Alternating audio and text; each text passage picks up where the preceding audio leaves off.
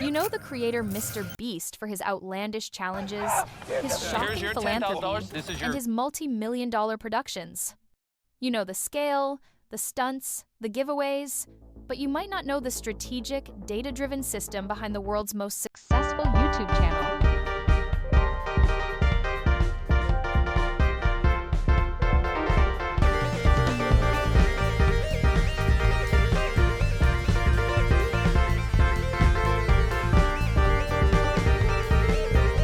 Fact, the creator is actually a Kansas native named James Stephen Donaldson, and he didn't stumble into global fame.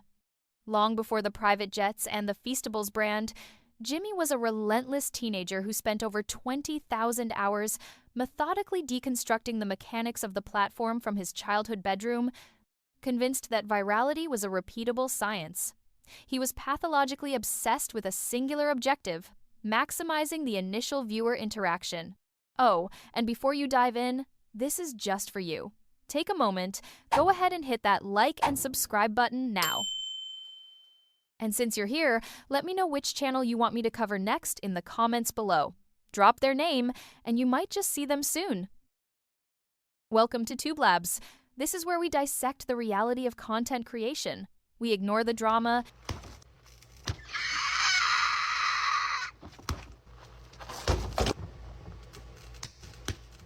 and instead, we look at the data, the pure, unvarnished story of consistency and will. Our deep dive today is into a channel that represents the absolute ceiling of the creator economy, MrBeast. A singular entity that proves YouTube success doesn't rely on luck or charisma. It requires systematic, near-pathological optimization and the creation of a self-sustaining financial machine. The journey didn't start with a $1 million challenge. It started with failure.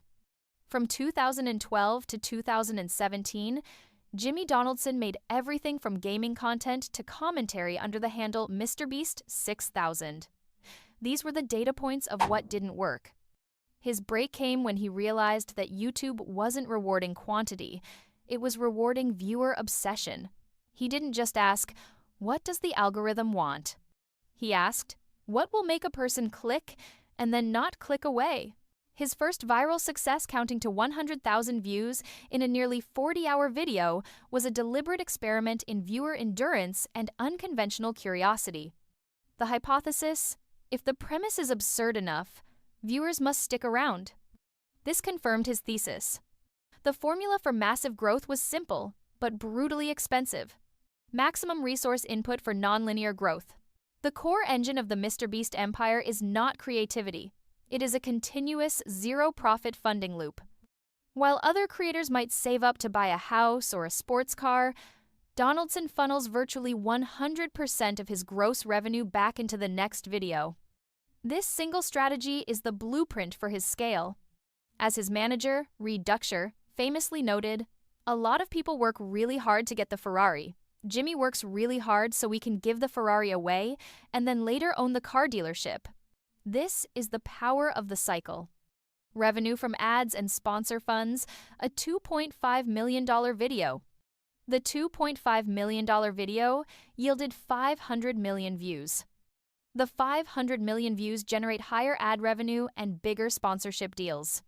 This increased revenue funds the next $4 million video. This is not a slow, linear growth curve. It is an algorithmic flywheel where every single dollar acts as high-octane fuel for the next, even more ambitious project. The content is not an art project. It is a meticulously managed industrial production pipeline. MrBeast's team now reportedly spends an average of $2.5 to $4 million on each main channel video, a budget that rivals independent films. To manage this scale, he built a systematic factory run on two crucial operational principles. First, the A-player philosophy. The company operates under a strict rule that only A-players, people who are obsessively world-class at their job, are tolerated. Mediocrity is seen as poisonous. This ensures that every minute of editing, every script polish, and every set build is executed at the highest possible level of efficiency and quality. Second, the data-driven kill switch. The team doesn't rely on gut feeling. Every idea is tested, and every video is monitored intensely in the first hour after launch. If a video is underperforming its predetermined performance metrics, specifically its click-through rate and audience retention, the team immediately swaps the title and thumbnail. The video is not a finished product. It is a live, optimizing data point. They are willing to throw away months of work and millions of dollars if the analytics confirm the video is not working. Every one of these multi-million-dollar productions begins not with a set design, but with a thumbnail. The MrBeast team does not see the thumbnail as a picture. They see it as the most critical marketing asset, the lure that guarantees a click. This is where the cost of the video is weaponized into a visual promise. His process is clinical. They often create 10 to 15 different thumbnail variations for a single video. They are A, B, tested ruthlessly, often swapped out in the first hour of a video's launch to maximize the click-through rate. And this is where we find the $4 million paradox. He spends between $2.5 million and $4 million on a single video, yet he famously claims to have very little money in his personal bank account.